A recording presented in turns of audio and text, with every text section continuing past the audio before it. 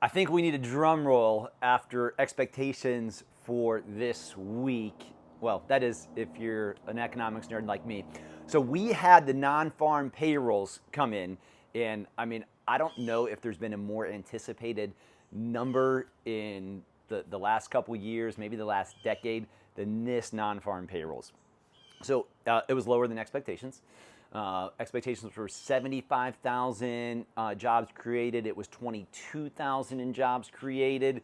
And that sounds like a bigger miss than it actually is, mainly because the last 2 months of revisions, which caused a lot of controversy last month, were super small this month. I think it was a total of about 20 grand or 20,000 job revisions versus a couple 100,000 in job revisions. So this entire week, we have seen mortgage-backed securities march higher, and as they march higher, rates get better. We've continued to see that today.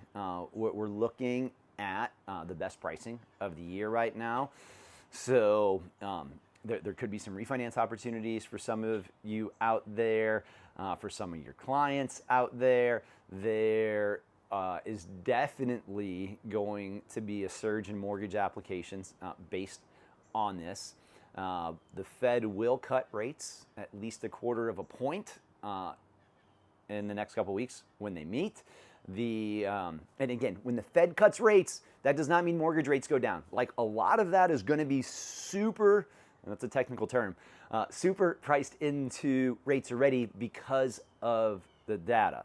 And so people buy bonds in advance of that, and you could actually see something where they call sell the news, where rates actually tick up a little bit afterwards, depending on what the Fed's language is, if it's not as dovish, if it's not as accommodating to future interest rate cuts.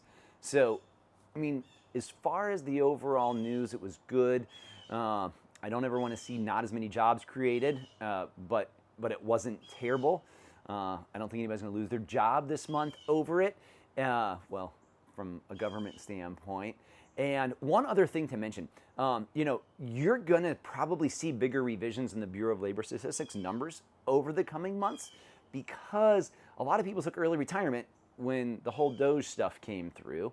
And so they just don't have as many people to collect and report the data, which then means that the revisions are going to happen because as they get more data in. So just a little bit extra knowledge for you. I'm Sean Zalmanoff. If you need anything, I'm always here. Peace out.